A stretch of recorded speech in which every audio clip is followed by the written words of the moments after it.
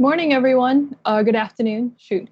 Um, for the first time, I'm on our YouTube channel, and there's one person watching. It's amazing. And there are 4 people on Facebook. Great. Usual numbers. We usually get more posts. We usually do reach like 150 views at the end of this. But thanks again to Sam and Jim for being behind the scenes. Once again, just me for this month. And because I like to use times in which I have to talk in public as a way to force myself to read things, I have always been meaning to read the full book of The Cross and the Lynching Tree by James Cone. So I thought, let's just use this as a series to be like, I read a chapter a week and I do a little quick summary and some reflections and just talk a little bit about it with people. So James Cone is probably, if you haven't heard of him, we've talked about him before when we're talking about different interpretations of the cross. Is probably best known for his for being kind of one of the main leaders and pioneers of Black liberation theology. Liberation theology itself is kind of a school that comes mostly out of Latin America from a more communist and socialist lens. And Black liberation theology takes a bit of that tradition but integrates it with the experiences of African Americans in the United States. So it's really good, and I'll post the link to the book itself so you can read. But I'm going to just walk us through some of the main arguments of chapter 1. And say hi if you are watching so I can also say hi to you. Great. So some of this is stuff we've covered before, but I just want to kind of go over it a little bit. So the cross, nowadays it's kind of like a very mundane object. People just carry the cross like on their necklaces. They put it on the wall. It's like cute, like Easter bunnies next to it. I don't know. But you kind of want to imagine it'd be almost, I'm trying to what it would be equivalent of, but the cross was basically, at the time of the Roman Empire, was a public spectacle full of torture or shame. It was like it was basically a way to create a very humiliating experience of death, but in particular, a very humiliating because of the fact that people could watch it happen. It wasn't anything that happened inside. It happened outside, full view, really high up, so anyone could see it. And this is what New Testament scholar says about crucifixion in Roman society. The crucifixion was a Roman form of public service announcement. Do not engage in sedition, which is kind of acts against the state, as this person has, or your fate will be similar. The point of the exercise was not the death of the offender as such, but getting the attention of those watching. Crucifixion, first and foremost, is addressed to an audience. So I know Passion of the Christ really focused, for instance, a lot on like the actual, death and the torture of Jesus and what have you. But really the point of the cross is not the torturing of the individual, but who is watching it. And so here's a quote from James Cone, which is saying that what the quote I just read about crucifixion could really be easily substituted for lynching in the United States. They both serve really similar purposes. In both cases, Jesus and African Americans were publicly humiliated, stripped, mocked, whipped, pierced, derided, tortured for hours in the presence of jeering crowds of popular entertainment. The purpose was to strike terror in the community to let them know the same thing would happen to them if they did not stay in their place. But just as Jesus was an innocent victim of mob hysteria and Roman imperial violence, many African Americans were innocent victims of white mobs thirsting for blood in the name of God and, purity of the Anglo-Saxon race, etc. So just a bit of history around lynching. Lynching actually, you see, is something that really takes off after Civil War, after slavery, because, as cruel as the logic of slavery is, you don't really want to destroy, slaves, kill slaves because they're your property and you need them to work. But when slavery is abolished, essentially white Americans lose their main means of control over kind of the Black population. So they invent, stereotypes of Black men trying to rape white women. And so a lot of lynchings actually were to defend white women from rape or to punish a Black man for rape. So, alleged rape. And just having consensual sex, by the way, counted as rape because it was seen as, why would a white woman consent to that? And also you have polluted the human race, the white race. So you see it's really come up as an extra legal affair. So newspapers would report on it and they were like, lynching was conducted by a crowd unknown. So that no clue, but the police and the governments will always just stand silently and watch it happen. Sometimes politicians would get involved and lead it. But the really key thing to know is that it's not just, once again, about who is dying and the torture, obviously, that they're undergoing, but also the social public spectacle of it. Lynchings would be announced in newspapers, the place, date, and time. Often as many as 10 to 20,000 men, women, and children would attend the event. It'd be like, what are you doing this weekend? On Saturday, we're going to go out and watch this lynching. And afterwards, and these children would be involved as well, photographs and postcards and memorabilia would be handed out and sold for 10 to 25 cents. Even, like cut off fingers and toes and ears were even sent out as mementos. So,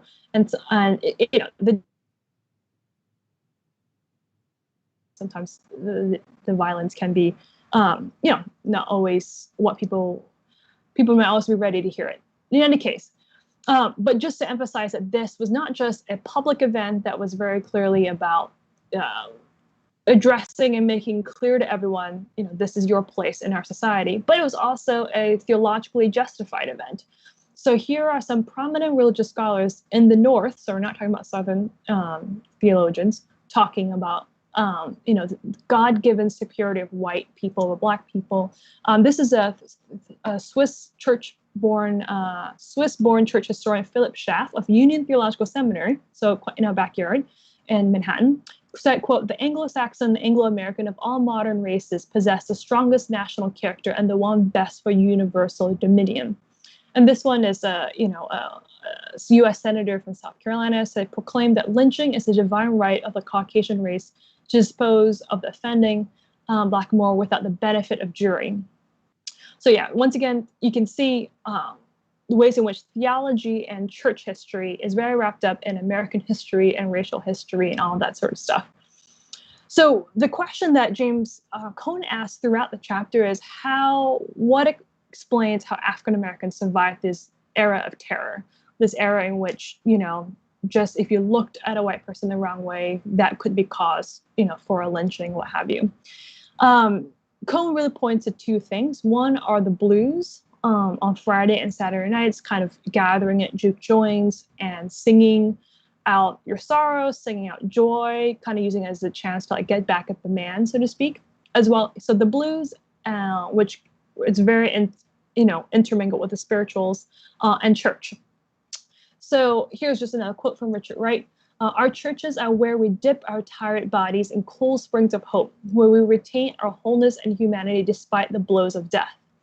On Sunday morning, African Americans, this is Cone writing, embrace the story of Jesus Christ, the crucified Christ, whose death they claimed paradoxically gave them life. So, it's just extreme irony in ways in which the cross, which was obviously brought to African Americans Africans by European Americans, ends up being the very tool that African Americans use to bolster their faith as a defense against white people. So you can look at some of the lyrics of the spiritual. That parallel between the cross and the lynching tree is really, really evoked. And over again, what is really emphasized in the songs is not even Jesus' resurrection or Jesus' life, but really the death, the cross itself.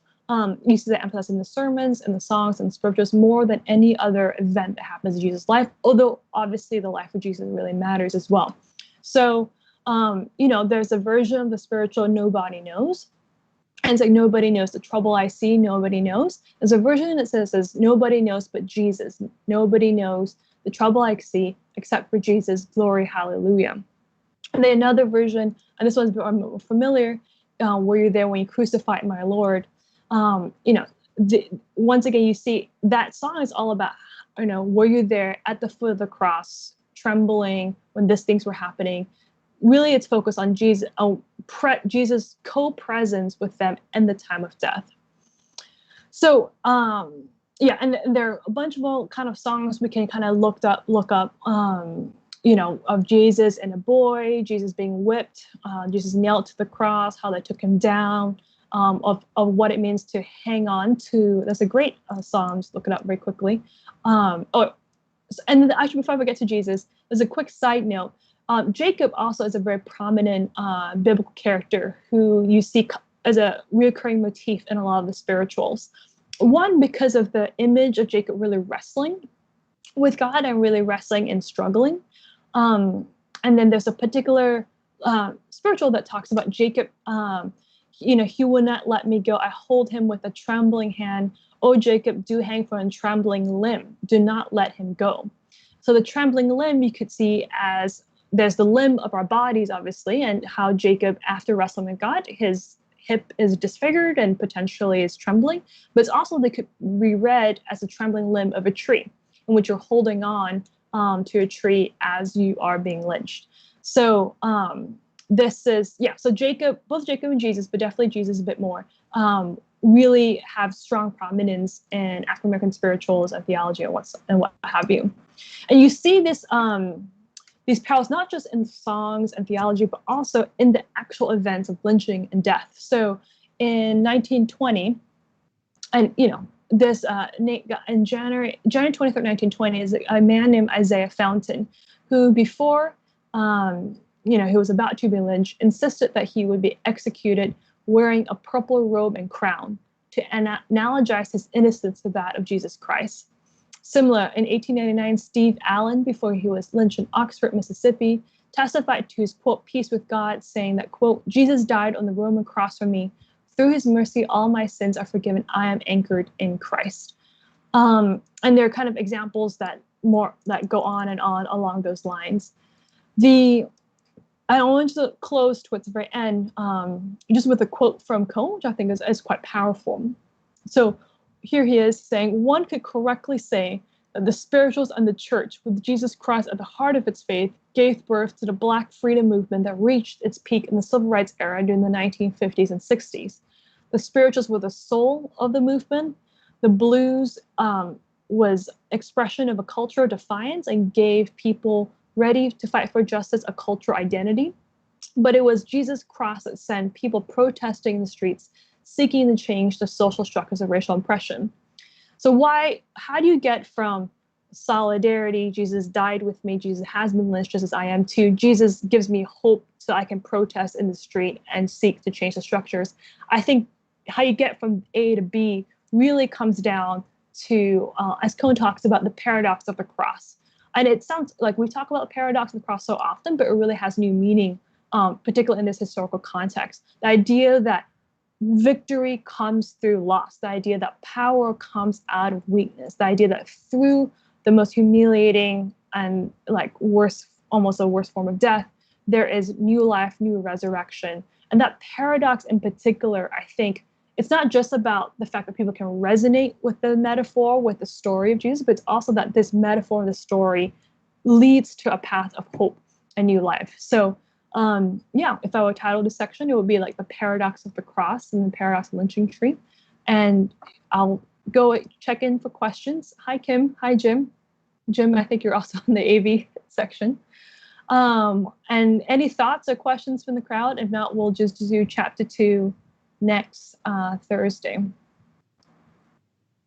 Just gonna give it 15 seconds or 20 seconds.